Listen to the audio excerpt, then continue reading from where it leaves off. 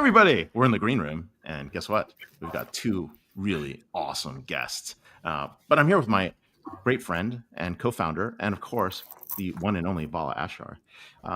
We haven't seen each other in 3 weeks. Like it's like crazy. I totally miss him. I don't know. I've been like, God, it's Friday. Where's Vala? Something's been going on. So we got Vala. We got Elle. Elle's just come back. She's got a new. Show your hand. Your other hand. Yes, there we go. Whoa. Congratulations. Hello. Big one. Hello. There we go. We got a Just lot of activity going on here. You still like them, Elle? I think so. Yeah. Okay. Good. Yeah, If she's he's come a, back. he's She's a a little problem, recharged. let us know, and we'll go sort the situation out with him. Yeah. Sounds good.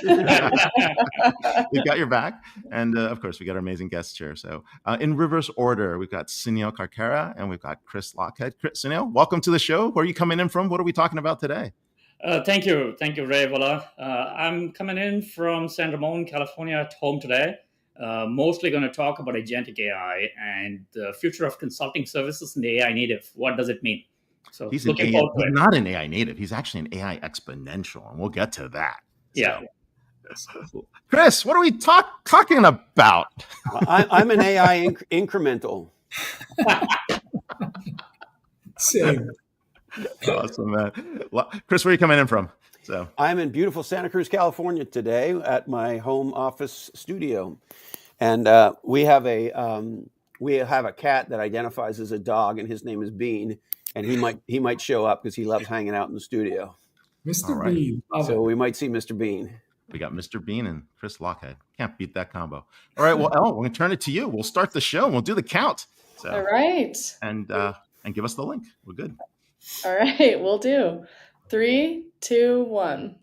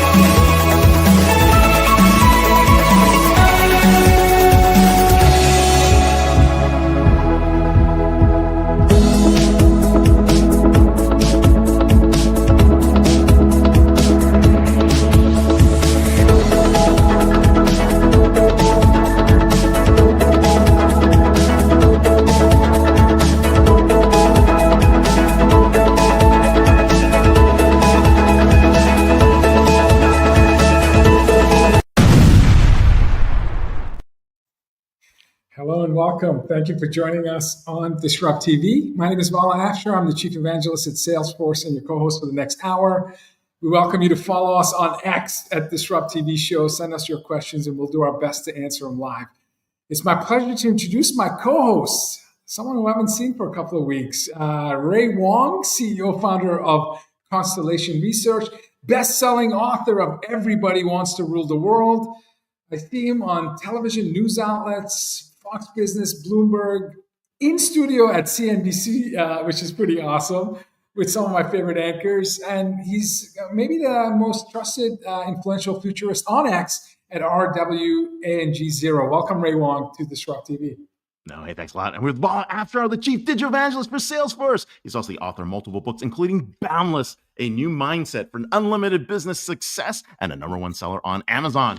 Executives around the world pay attention to every one of his inspirational and insightful tweets. And when he's not hosting, keynoting, or giving amazing talks on business TV outlets such as Bloomberg, you can catch him almost everywhere on ZDNet. So welcome back. Good to be back. And, you know, I often struggle with imposter syndrome, but when we have a 14-time best-selling author on the show, all I'm thinking about, Ray, you and I need to step up our game. So I'm just saying. Chris Lochhead, our agents aren't working hard enough. I know. He doesn't use agents. I doubt he uses agents, but maybe. I don't know.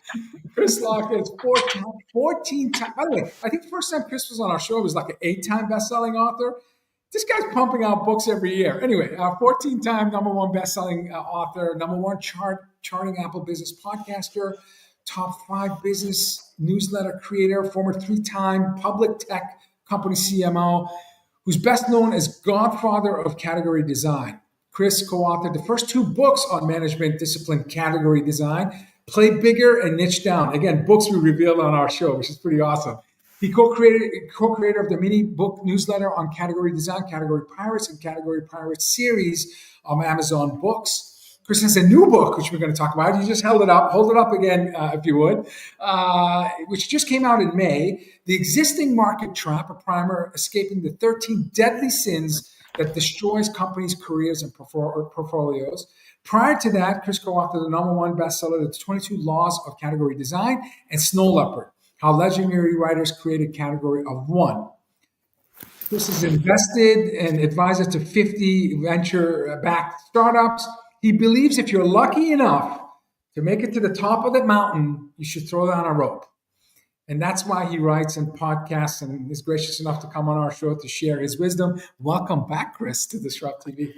Thank you, Vala. My mother would be very appreciative of that wonderful introduction. The real introduction is this is Christopher Lochhead. He doesn't have a GED, he drinks a lot, and he's kind of ugly. But I appreciate the nice one much better. I actually had to cut your bio down because we only have an hour show. You've done a lot. You've done a lot. Well, it's great to be here, and it's great to see you, Vala. It's been way too long, and I don't know if Ray told you, it had been a while since we saw each other, and we had lunch this week, and yummy burgers and beers, and I get to meet his legendary son. Ray is a man, and I'm with much help from his wonderful woman, who is raising a real man there, real father, raising real human beings. Very impressive young man. Incredibly impressive. Duke graduate, working at an incredible company. But I don't hold the Duke graduate against him, though. Yeah. No, level of humility, and he has a presence about him. He really does. He carries himself very well, very smart, hung in the pocket with Ray and I for a ADHD-infused luncheon about everything you could possibly think of and in between. So great. It was really great to meet your son, Ray. Oh, dude, I would love to have been him my age to hang out with you. Like quite the honor. So it's freaking awesome.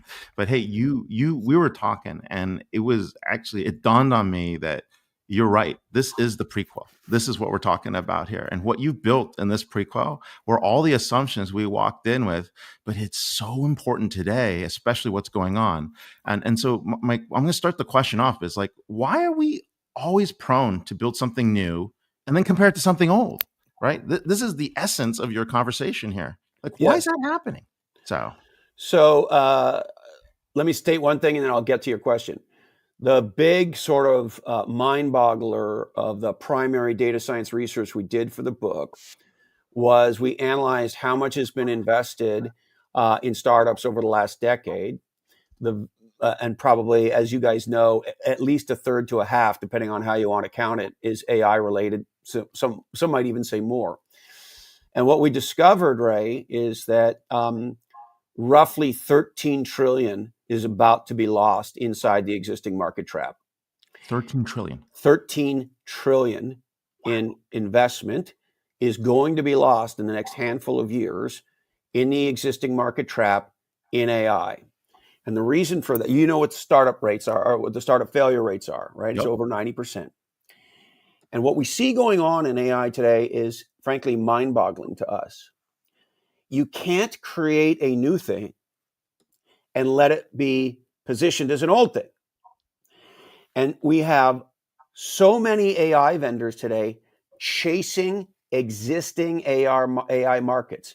Everybody wants to be ChatGPT. Everybody wants to be Claude. Everybody's chasing NVIDIA, et cetera, et cetera, et cetera. And so the big aha here is the companies that will win are the companies who choose not to compete in existing markets, but to create their own.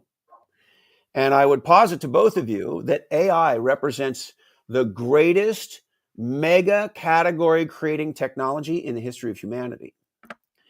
And so, but yet, people still suffer from Google brain. They treat AI like it's Google on steroids. They don't realize they should be creating every single element of their business with AI. If you look at the vendors, most of them have the wrong lens on AI. One of the things we teach category designers, Vala, is Listen to the words. Listen to the words, because words create thinking. And a demarcation point in language creates a demarcation point in thinking, which creates a demarcation point in action, usage, and purchasing. And so what we see going on here, listen to the words. Vendors call AI a companion, a co-pilot, an assistant. Now, if you take a step back and listen to the words and think about what those metaphors represent, what they represent is, oh, we have our thing, our thing, the software that we sell, the technology that we sell, and we're adding AI. We have an assistant, a companion. And so we have the thing that we really do, the technology that we really use, and then we bolt on like a sidecar, a motorcycle sidecar, AI. And enterprises, customers are doing the same thing. They're like, oh, I have my existing business, and I'm going to use AI like a super Google. I'm going to do some writing and maybe help me with some planning. And that's what I'm going to do. I'm going to keep doing my regular business. I'm just going to sprinkle AI on top of it like an assistant so that we can have an acceleration of some sort. Well, here's the big aha. AI is not an add-on to the thing. No. It's the thing. And what there is to do for both tech vendors, and frankly, I think it's even more exciting for tech enterprise users, it's time to do what you might think of as a stop, change, start. There was your business and your career pre-AI. That's done. And you're not transforming your career or your business. You're not bolting or adding on AI companion. No. You're a startup, your company and your career. And AI is a co-founder of your career and company. Yep. And then when you build things with AI, which is what you should be doing, hope we get to talk about vibe creating and vibe coding today. But when you start actually building things like products with AI, like marketing strategies with AI, like product plans with AI, like go-to-market capabilities, et cetera, et cetera, et cetera, what you realize is it's not a transformation of what was. That people attack an existing market and they try to make it better with new tech. The legends make it different. And the way you category design different new markets in this world is by starting new with AI as the co-founder of your career and your company. From a career perspective, our belief is if you are not, as a person, as an executive, forget your company. If you are not using a proprietary AI to do all your work with, you're out of your mind. And by that, I mean either the $200 a month version of ChatGPT or the equivalent of that in whichever flavor of AI that you like. But if you're not building your own custom LLM and you don't use it for everything, you're doing it wrong.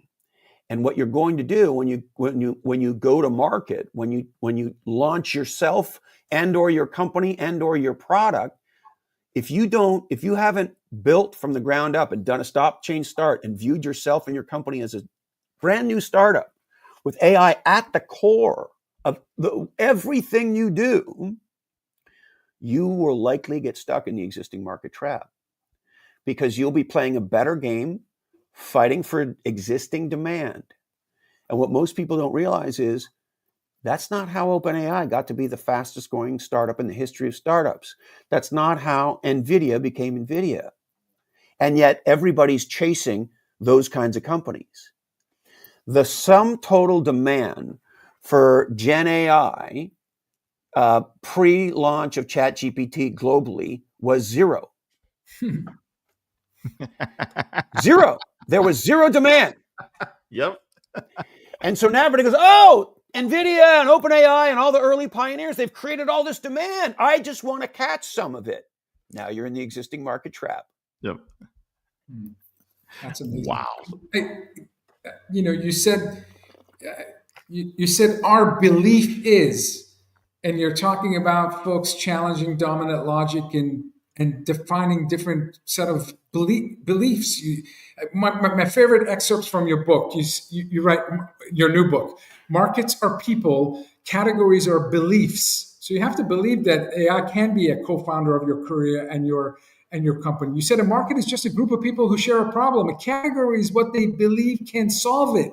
It's not about product. It's not about feature. It's about belief. Belief that the problem matters. Belief that your solution is the answer. Belief that you are the only one who can deliver it. One of my favorite lines. Legendary companies don't fight for shelf space. They build the aisle. And you're right. They don't outfeature the competition. They redefine the game. They don't chase demand. They create it. My other favorite line. Belief is the most powerful thing you can ship. Chris, how do you change the minds of digital immigrants like myself? I'm not a digital native. I wasn't born mobile, social, cloud. I'm not an AI exponential. What's the process of changing people's beliefs so they can, as Bobby Knight used to say, be in a position to score? How do you do that? And you advise amazing companies. How do you do that? Yeah, well, in sort of two ways. Number one, and this is maybe going to sound overly harsh, Vala, but at some level, if you don't get it, we're not in the convincing business. Yeah. So Right. we can't. If you're like resistant, like I have friends You're right. who I'm think starting AI to feel is, that, by the way. who think You're right. AI is bullshit. Yeah, stop the conversation at that So point. I'm like, okay, Yeah. great, see ya. Yeah. So those people are just going to get literally crushed. Yeah. Oh, yeah. Yeah. But to educate, let's call it the curious. Right. And moving, curious and moving. Yes. Yeah. So here's the aha. What an entrepreneur is, what an innovator is. Creator capitalist is are people who create net new value from nothing. Wow. And believe in something, a problem, an opportunity, before most people do, or maybe even anyone. And legendary. We And got you on Chris, hey, mute. real quick, you're on mute, but you've also switched mics. I think went from the headset out away from your. Even touch anything. Can you hear me now? Oh, you're perfect now. Perfect now. Those hands are moving. I always assume when things like that happen, it must be Putin. Yeah. Are you on the list? Are you on the list? You could have a ghost in your house. Well, I'm on some lists, but I hope I'm not on his list. And so the most legendary people throughout time are the people who move us forward by creating net new, different value from nothing. That's what an entrepreneur is. That's what an innovator is. That's what a category designer is. And before you can ship product, other people have to believe in solving the problem or accessing the opportunity that you see in front of you to create a whole new market or to create a whole new way of living, working, or playing. And the people who have the most legendary careers have a profound distrust and disinterest in the status quo, because they're the people who move us forward and create the new and different as opposed to the more and better.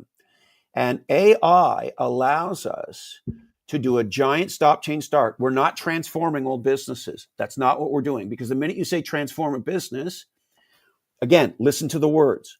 Transform means I take something the way it is and I make it a new thing. But that means you start with the status quo. We have recreated our little business, Category Pirates, from the ground up as an AI startup. AI, our custom AI, we call her Lucy, is in everything we do.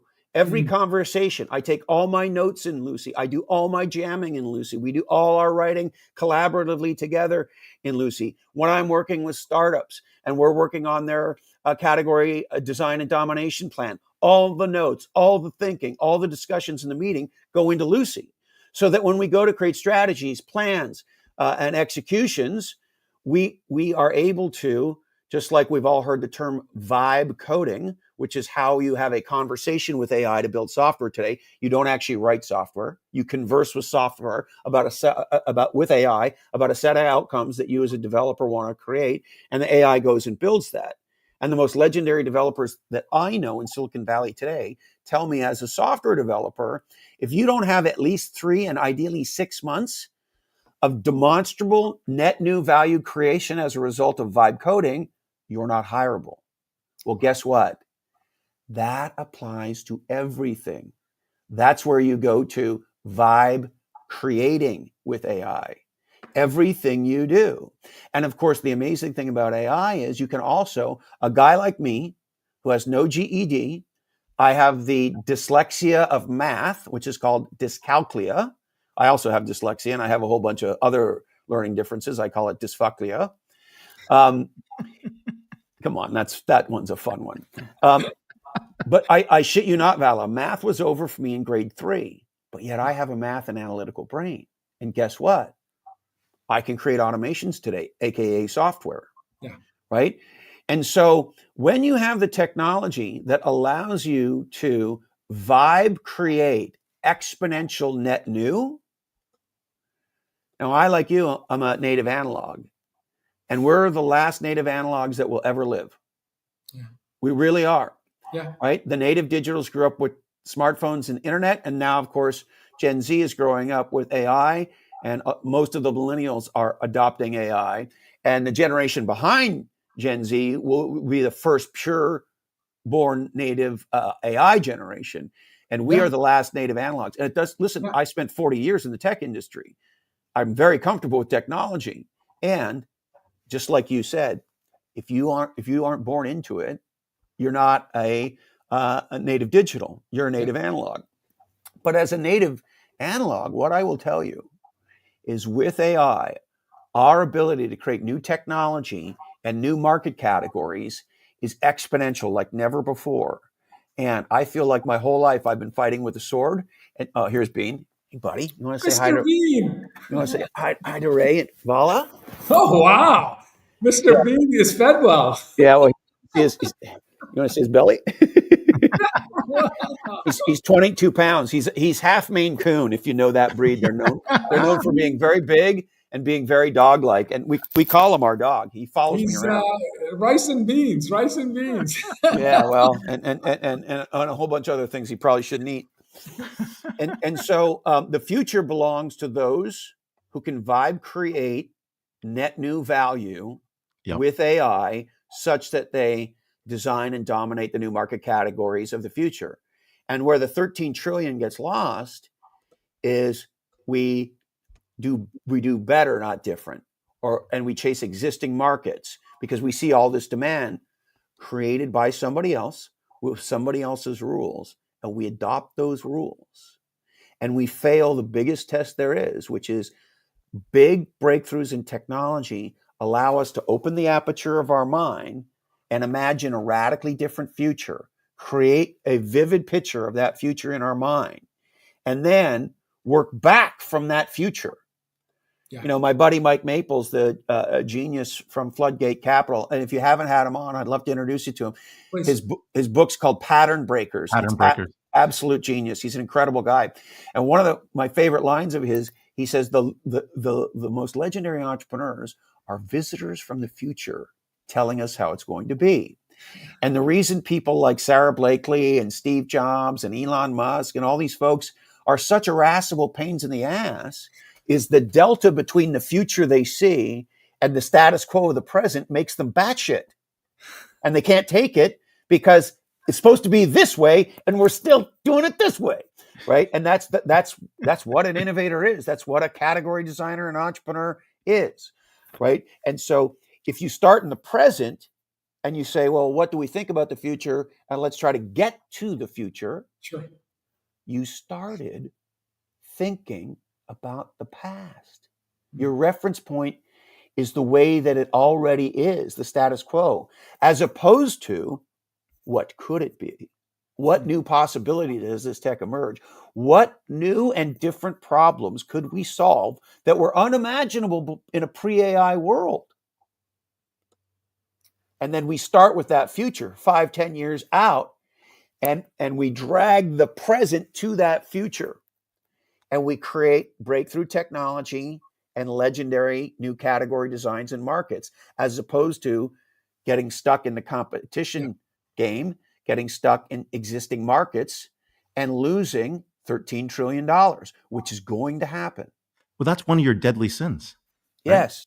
This is, I mean, you have 13 of these deadly sins. Is there another one that just like people make all the time that just drives you batty? Sure. Here's one we see all the time in tech. The horizontal tool trap. So a lot of engineers, companies led by engineers, they'll build an awesome new carbidingulator, and you can do anything with this carbidingulator. And it slices and it dices and it walks the dog and it mows the lawn and it does the laundry and la la la. And so what we do is we show up at a customer and go, "Hey, what do you want to do, Ms. Customer?" And they say, "Well, I don't know. Well, do you want to mow the lawn? Do you want to wash your hair? What, you want to clean the sink?"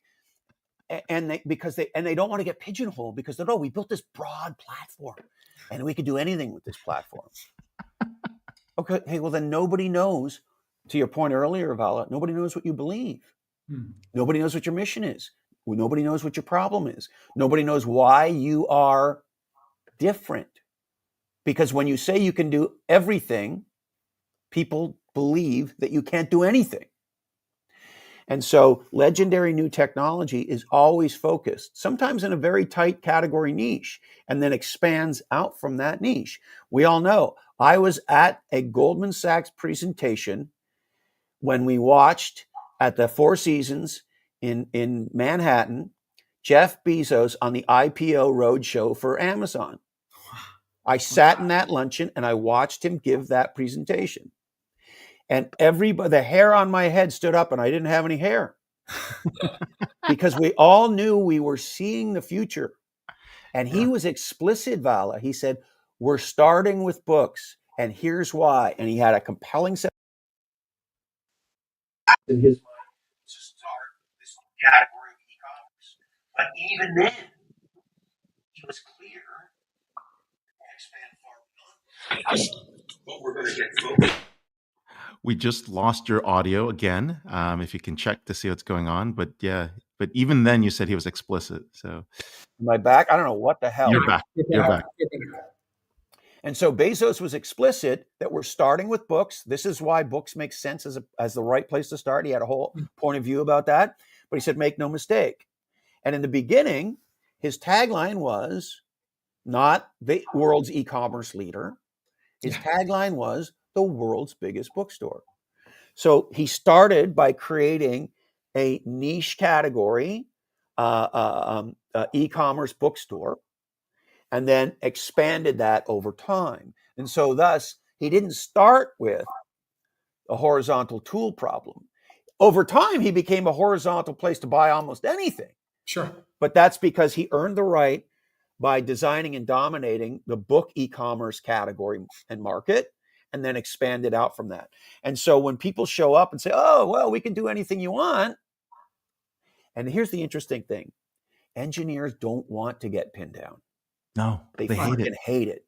They hate it. They don't want to do what Bezos did. Look at ServiceNow. I know Fred Luddy, the founder. Fred Luddy, by the way, is one of my favorite billionaires of all time. Nobody knows his name. To the best of my knowledge, he's never been on a magazine cover. And he was the founder of a help desk company called Peregrine. And I met Fred when I was at Mercury, and we tried to buy Peregrine. And HP beat us in that acquisition. And then about 6 or 8 months later, HP bought us. Anyway, after Fred sold Peregrine to HP, and these are my words, not his, so I'm, sure. he would be much nicer about this, by the way. But he said, just like Dave Duffield and Anil Bushri, when PeopleSoft got taken over, they said, well, these guys are going to miss the cloud. So they redid PeopleSoft as Workday. So what did Luddy do? He redid Peregrine as ServiceNow. And ServiceNow starts off as a cloud help desk. ServiceNow. Yeah. And look at what it is today. Now it is much more of a horizontal platform with many, many use cases. But they didn't make the existing market trap mistake. They said, we're a new category, cloud help desk, cloud service desk. And they started in that tight niche that Fred knew very well. He built the product for that. But just like Bezos, Fred's really freaking smart.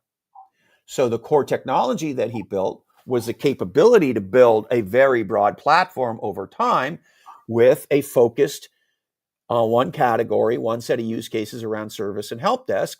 And now they're used to power all kinds of things in the enterprise. And they're one of the most successful software companies in the cloud. And as you guys well know, all indications suggest they're doing a great job in AI.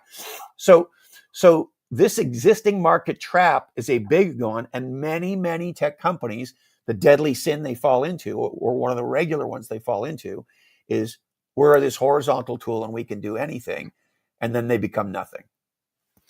Chris, we had the chief of staff for Bezos on our show, and he said the secret sauce is they work backwards. They try to understand what the customer's needs are, and then that's the only justification that they must vet in order to introduce a product or a service. Do you think that that's a part of the recipe of category design, really obsessing about what your customer's needs are?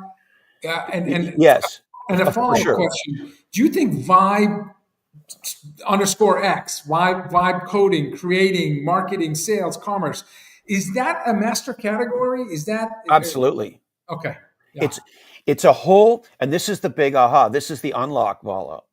And frankly, on one hand, I couldn't be more excited. I'm authentically stoked to still be alive for this. To be, how lucky are we? And especially guys like us of our vintage, right? You know, I grew up in the PC era, the client server era, the internet era, ultimately cloud, mobile, and here we are today, right? And having been through the .com build out, and having been a part of building the first internet businesses for some of the largest banks in the world, and the largest finance companies, and the largest manufacturers in the world, and now being here for the dawn of AI, having that in one lifetime is incredible. And to be in the catbird seat for it, and to be participating with some of the greatest entrepreneurs and innovators in it, it's such a fucking privilege. It is. So that on one hand, that's the thing that really drives a lot of me and my partners. The flip side, however, is I'm terrified for people, Vala, because most people don't get the profundity of this. They don't understand that there's a stop, change, start. They don't understand that not being able to vibe create with AI to create net new value in net new categories that are exponential, not incremental, that's the only game there is now, because all the incremental shit can be automated with AI. That's the title of your 15th bestseller, Vibe. Because it's interesting, you know, we're thinking about writing a book called Vibe Creating. You really, honestly, I think it will be your greatest gift to humanity, because when you're talking about the category that has societal implication, I'm talking not just, you know, it's jobs, communities, it's redefining work. Yes. Effort and experience doesn't matter anymore. You can push a button and you've got all the experience you need. Look, we see these stories of 14-year-old boys who build applications that can suck in patient studies or patient testing, and they're 90% accurate in diagnosing problems where doctors are 50% accurate. And we're seeing these things, right? And so here's the other aha. Knowledge workers are dead. Peter Drucker created the category knowledge worker about 70-ish years ago when he wrote a book called, I think it's called The Land of Tomorrow. I read the book. It's, you know, I love Drucker, of course. And he created the category to delineate, to distinguish between people who make money with muscles versus make money with their mind. Right. And if you go look at the definition of knowledge worker, it's something very close to a person who acquires valuable knowledge and get pays to apply that knowledge to affect some kind of an outcome. And that's why our mothers wanted us to be doctors and lawyers and accountants. Still do. Yeah. Doesn't your mom still want you to be a doctor, Ray? Oh my God! Don't go there. 100%. Do not go there. Do not go there. She wants Doesn't all matter the what he grandkids to be accomplishes in doctors. life. You just got to tell her you're a doctor of technology. No, we're talking to the doctor category design. Look at this. That's exactly. Right. And so the aha here, well, I don't know about that, but the aha here is the knowledge worker was the highest rung on the value stack of workers. Yeah. Until now. Because every day AI makes the value of existing knowledge closer and closer and closer to zero. Yeah. And the tech can apply the knowledge without a human. Yeah. There's an old story about W. Edwards Deming. He was the godfather of the total quality management movement. QM. TQM, yes. And ultimately ISO came out of that and all sorts of great stuff. Anyway, he back in the day supposedly said that the factory of the future has 3 employees: a man, a dog, and a machine. And the man's job is to feed the dog, and the dog's job is to bite the man if he touches the machine. Wow. And we're about there. We're real about close. there. And so if your job is if you get paid to apply existing knowledge, to put it clearly, you're fucked. The people of the future will be the next rung. And that next rung is called a creator capitalist. Somebody who can create net new value from nothing and capitalize on it for themselves and for their company to monetize it. And so the job shifts from applying knowledge to affect an outcome and get paid. That's why you go to the best school you can go to get the highest end knowledge that you can get to, and et cetera, et cetera, et cetera. Well, in a world where we don't need software developers, we need vibe coders, the application of existing knowledge is not where it's at. Where it is at is the ability to use AI as a co-founder of your career and your company to vibe create net new products and services with AI that create massive new value. And so it shifts from applying knowledge to affect outcome to co-creating, vibe creating, and there's a vibe creating framework that goes like this: puke, prompt, partner. No, and what most people don't understand is we've all been taught through our whole careers that when you interact with tech, you need to be precise. Yeah. So when you're working with a spreadsheet, you need to have precise numbers. When you're building a document or a business plan or a PowerPoint, you want to be precise. Yeah. Garbage in, garbage out. We've all heard that a million times. Sure. Well, guess what? That's not how AI works. Yeah. When I sit down with Lucy, I sit down with her and I say, we want to work on a new book called The Existing Market Trap. And here's our core thesis. And we puke all of the thinking into Lucy. Yeah. And we go back and forth and back and forth and back and forth with her until we vibe create a book. It took Al Ramadan and I 8 weeks to write The Existing Market Trap. Play Bigger took us almost a year, about 10 months. Amazing. And because we were dumb then and didn't know, we had to deal with a legacy publisher, HarperCollins. We deliver the manuscript after about 10 months of work in November, and the book comes out the following June. Always that way. It is. Al Ramadan and I are in Tahoe in March skiing, and we're on chairlifts and we're talking, and he was writing The Existing Market Trap, and I was helping him because I love him. He's my brother from another mother, but he was going to write the book. And we get back to his house and we're jamming. We can't wait to get back to the computers. We got all these ideas. We're in flow, all that stuff. And the book came out in May. The book came out in May. That's what I'm saying. And we're walking up the stairs to his kitchen from the garage, okay? And we're frothing about all the things in the book. And he turns and he looks at me and goes, "You know what, Lochhead? I think we're writing this book together." I said, "Really?" That doesn't surprise me. If I was breaking bread with you or on a ski lodge with you, I'm sure I'd be like, "Come on, let's write a book." So we got busy, and we had 2 other co-authors who were amazing people, Mary Grice and Jason Welcome, and we vibe created The Existing Market Trap with Lucy. Unbelievable! I love Lucy. I love Lucy too. We're gonna have to do that. We're gonna do that with the DisrupTV episodes. But before we go, I want to add Sunil here because he's building one of these, and you two should get to meet. At least we'll do it on stage here. Sunil, if you're ready, we're gonna pop you in. Just give me a nod. I want to catch you by surprise. We're gonna pop you in here. There you go. That's awesome. So you just met a Vibe CEO. You just met a Vibe CEO, a Vibe Creation CEO. Yeah. We are starting a new era. I mean, we're seeing it right now, these AI exponentials. But Sunil, share with Chris a little bit what you're doing. So yeah, absolutely. I want to just, before I get there, one thing that, Chris talked about, especially about Vibe. There was in 2011, I think, when GarageBand for iOS, for iPad was released. Steve Jobs was releasing it on stage, and I was in the audience.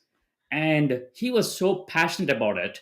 He was sitting in a sofa. He was showing people how to do music with an iPad. And then he said this thing, which always I carry now, which said, now everybody can create music. Yeah. He was so happy at that time. I think now everybody can, I would say, create. Yeah. So it's Anything. anything.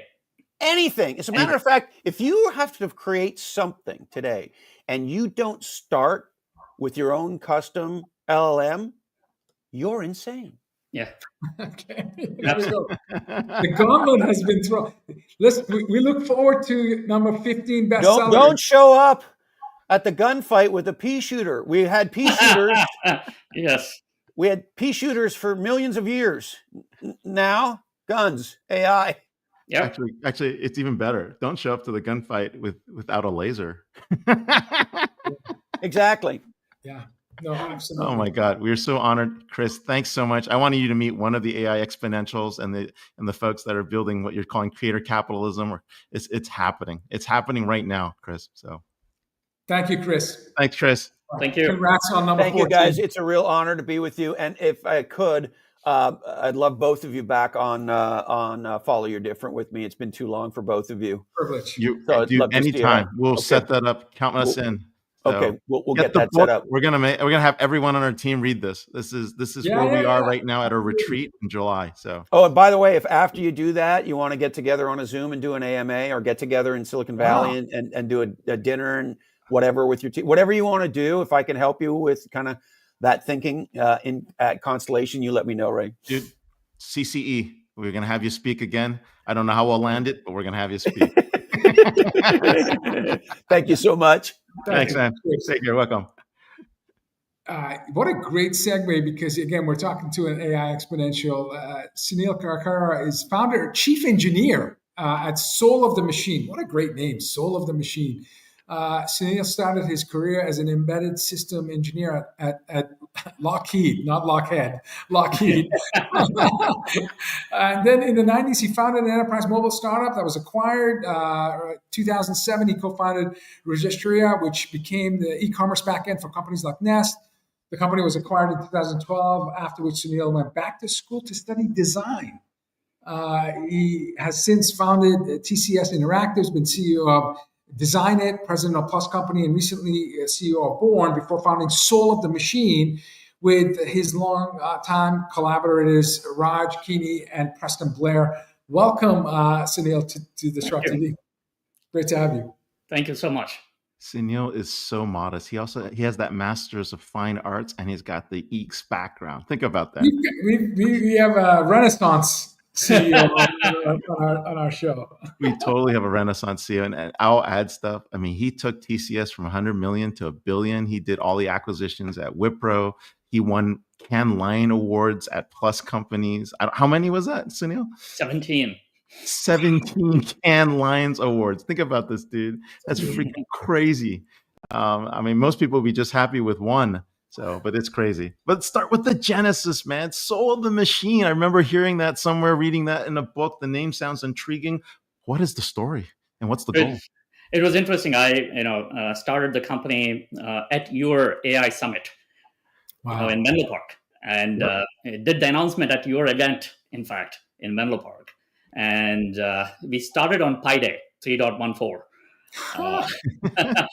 So I get this question a lot because of the name. In 1981, I was a pretty early nerd. Started writing code really early. So in 1981, there was a book that came out by Tracy Kidder, and it was called The Soul of the New Machine. It was kind of a nonfiction that was kind of portraying two teams at this company, if you remember, Data General. They were designing a 32-bit mini computer. So it was a struggle of these two companies, and they had to go with very new, amazing ideas for their time. Non-traditional work environment, grassroots-driven management, and then people were working there for creating and inventing, not really running a project. They were all creators and inventors, right? So the running theme in the book is about the tension between engineering quality and innovation and time to market. So when Raj and I got together, and AI definitely is our co-founder, when we started this company from a coffee shop in Fremont, our idea was that AI is kind of the new soul of the new machine that we are building. So I had reread Tracy Kidd's book in January, and the company name was just staring at our face. That's amazing. That is That's awesome. amazing. That was the Fountainhead versus Eagle, if I remember. Yes, exactly. Yeah. Exactly. Fountainhead versus Eagle. That was, oh my God, I read that book when I was like, I don't know what age. I was like 10. I don't even remember. We're all showing our ages, which is okay. Sunil, you just heard category design godfather talk about vibe creation and coding. And as an engineer and a designer, how does design and engineering change with AI? What's your point of view in terms of this new soul of the machine and how it'll change the way we build? Yeah, so with the new tools that are available today, engineering and design tools are just amazing now. What it brings to bear, so it changes all the tent poles of how we create, from ideation to actually the methods and tools of doing things, and even to how systems change and adapt. The entire thing is, I love when Andrew Karpathy came up with the word vibe coding. It was not actually a technique; it was an emotion. It's actually shows an emotion of how you create it. So we have tools now of augmentation for faster iteration. So things that took about, and if somebody has an idea let's take an enterprise. If somebody has an idea in an enterprise to solve problem X, they would have 15 meetings, 5 people each, for a lot of time, for several weeks, to decide on what to build, and it'll take probably 6 to 7 months to actually ship a prototype. And with vibe coding and with how we can do engineering and design with the new tools, I'm done in an afternoon, actually. Wow. And we have done this time and time again in the last few months for companies that have ideas that have hired us. We have taken their ideas and sat in the rooms with them and created working prototypes in an afternoon, right? So that changes the whole ball game. And the practitioners, That's the forward deployed engineer. That's of the past, right? absolutely, that forward deployed engineer that OpenAI has that concept of is what we are doing. We are the forward deployed engineers and creators for our customers. You're not even the forward deployed engineer. You're building it right there. That's even faster than what Palantir is doing. Absolutely. Yeah. So. Yeah. So is that what forward deployed consulting is going to look like? I mean, how do you go from ideation to prototype to sandbox to production pilot in an order of magnitude faster timetable? I mean, what should we expect as folks that depend on smart consultants helping us figure out the future? And Absolutely. Yeah, the forward deployed engineer or creator is right where the ideas are originating and part of the ideas. So the latency is zero. So Wow. yeah, so the latency between idea to concept is zero because of this. You're actually creating and seeing while it's being created in real time. That's a completely new way of doing things, and it affects both. Like, there are such amazing design tools. Believe it or not, Vala and Ray, there was an idea that was sketched out in a tissue paper, in a paper napkin, by one of my customers. I actually took a picture of it and used a Lovable, right, similar to Bolt, and converted it to a real working prototype in React within 15-20 minutes.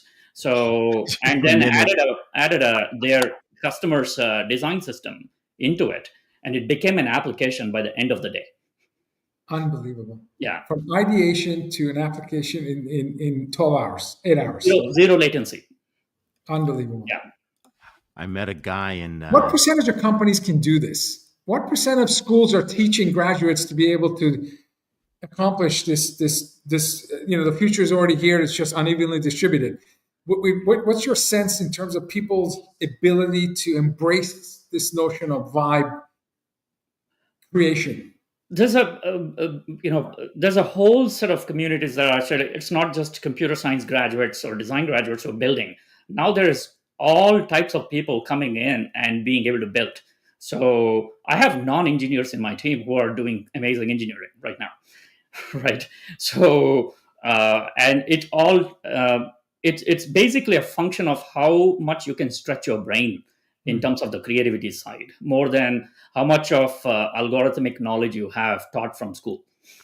I spent 6 years, undergraduate, graduate electrical engineer. Man, Right. how much I could have done in those 6 years today. Yeah, there's still a place for writing code, and what I like when somebody asked Steve Jobs, "What do you do at Apple?" and he said, "I run the orchestra." So you run the orchestra. You're the editor in chief with a lot of different GPDs, different tools, and you still have to have taste, good taste. You Good still taste. Exactly, good taste. Vibe and taste. A lot of people forget that last part. Yep, I mean, right, look, you can democratize building, but taste, that's yeah. I don't know, that's harder to teach. Yeah, and I think computers are starting to, like AI is starting to develop what good taste means. Yeah. So the outcome is really good nowadays in terms of the user experiences is designed, but it's still not there where humans can be, ultimately I think they will develop to a point where good things will come out. Yeah. I was so impressed when you came to our AI forum in Menlo Park, and you were telling me about a job you had just won. You basically rebuilt the commerce system completely through voice, and the speed and time that you did it. And then in that period of time, I thought that was great scale. Then you told me about another project where you basically took something where another competitor might have done. It's not even a competitor at this point, like 120 people to the job, and you had less than a dozen or less, and you were able to do it in half the time. I mean, how much more exponential improvement are you going to see? Because this is crazy, the level of scale. So at what point do we exceed our ability to match machine scale as humans, where the machines are slowing down for us so much more than what we're able to deliver? Yeah, absolutely. That particular instance you're talking about is a company that's about $15-20 billion, and you're not at $1 billion yet, right? No, not far from it. So far from it. So they had a problem statement, and so we received the same problem statement. So their method was we would write a long document and then have 100 people 14 months. 14 months. Oh, wow. Right, for the project. So we got it done in 12 weeks with 8 people. Sorry, right. That whole thing. So how we charge for it is different. It's gross margin and milestone and outcome based, rather than we're not charging for like head count and people and time. We're not running a spreadsheet for that, right? So there's a big shift in how things are done. So our biggest team members are actually agents, not that's our biggest team members. And we consciously use them, we drive them, we plan them, and all those things. But they provide so much augmentation to both creativity and engineering expertise today. Yeah, it's amazing that you're the first generation CEO that has digital labor and human labor, where you're counting on your digital employees, agents, as much as maybe even more than, and this is why maybe perhaps soul of the machine is important to you, because I suspect you're building not only dynamic brains, but also machines with a heart, machines that understand caring and empathy and delivering on promise and extending the trust and focusing on the client success. How do you do that? How do you ensure that some of the guiding principles of your company culture and your core values is built into these algorithms that are running your business? Yeah, absolutely. So, one of the core things that we want to do for our customers too is not just build a set of binaries, that we care greatly for the emotions of people and the experiences they should have. So, going to a design school really helped me in understanding that human factors of engineering. And we think very much that one of the key things about Soul of the Machine is it's vertically integrated. That means business value proposition, experience design, and technology is all in-house. That means when our hypothesis is that when good AI, deep expertise in AI touches really poorly designed experiences, is a recipe for failure. Mm. So, and we have to apply AI holistically inside our company as well as for our customers. Sure. So Your it has customer zero. Your customer zero for. I'm customer zero, and AI should have deep observability and interruptibility. Observability is the ability to see what it's doing and what it did. Interruptibility is the ability to interrupt it at any time and take over or change it. So that's so important for us.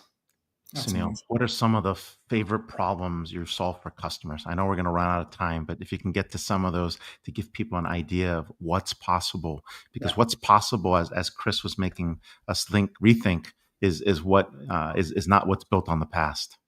Yeah, I have so much notes about what Chris has said that I need to put Me into my too. life now and into my business. I had an entire MBA in like 30 minutes today, listening to him. Right. So It was PhD level MBA class. I mean, yeah, I don't know what was going on. It was amazing. yeah. So one interesting problem. I'll be brief, but it's a really interesting problem. Very old. There are a lot of old-fashioned problems to solve with AI. That doesn't come. There's non-sexy old problems. Okay. One of my customers is a very large software platforms and applications company in California. So I'll not name them. Really big. Okay. That's so vague, man. They're all in California. I'm kidding. Okay. So they have, significant number of customers in manufacturing and all those places, right?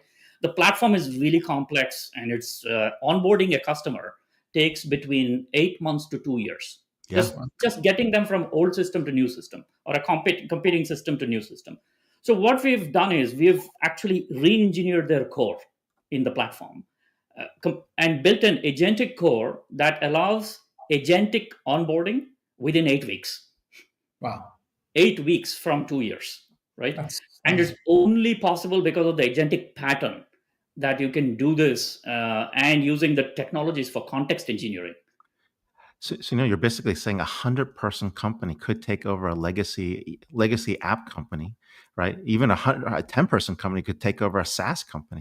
Is SaaS? We say this for fun, but I mean, we are a little bit serious. Is SaaS dead? Right? Are we going to see like agentic AI unbundle SaaS here? So SaaS is kind of overly crowded, I think, and have frankly, rent-seeking point solutions on the cloud, as I see, right? So there is a SaaS for this, there's a SaaS for that. So and the per seat model, licensing model, is going to diminish. Agentic is kind of goal-seeking, right? It's not a per seat license; it's a goal-seeking system. Outcome, yep. Yeah. Outcome and decision automation. Exactly. Enterprises will pay rather than for per seat for goal completion, just like we pay for advertising, right? So CPM based, and rather than paying rent per seat. So unless SaaS vendors kind of create differentiation in the agentic pattern, they'll be left out of as a feature in the agent's computational lifespan, right? They're just a feature in the lifespan. So I would say that that people will interact with agentic experience that is on top of applications on the cloud, and which applications will no longer matter. So that's a really hard challenge for SaaS companies. We are speaking with one of the pioneers of AI exponential companies, Sunil Karkera, soul of the machine. Thank you so much for being here. Thank you for your insights. I can't wait to catch up with you in like a few more months to see what else you've disrupted, because it is moving so fast. Thank you, Vala and Ray. Thank you so much. Yeah. Thank you for the shared wisdom. Thank you. Thank you so much. Wow, that is crazy, Vala. It's nice to go back to the fastest hour in my week, because every time we have a guest, my only regret is we don't have more time with the guests because of how much they're able to teach us. Join us next week. Again, put on your seatbelt and get your popcorn ready. We have Brian Shield, who's for 14 years CIO of the Red Sox. Now he's the CIO of Safeguard Products. He's one of the most extraordinary CIOs I've had the pleasure of working with. Ravi Patel, who's CTO of Ogilvy One, will be joining us. And we have authors, Adam Brotman, former Chief Digital Officer at Starbucks, co-founder of Forum 3 and co-author of AI First, the Playbook for Future-Proof Business and Brand, and his co-author, Andy Sack, former Microsoft advisor, co-founder of Forum 3 and co-author of AI First, the Playbook for a Future-Proof Business and Brand. We're going to have, again, we're on a track to crossing perhaps 70 authors on our show this year, exceeding the number from last year. So the best-selling authors, including Chris Lochhead, come here first when it's time to reveal their great creation works of art. So if it's Friday, it's Disrupt TV. Thank you all for watching, and we'll see you next week. Bye, everyone. Bye, everyone.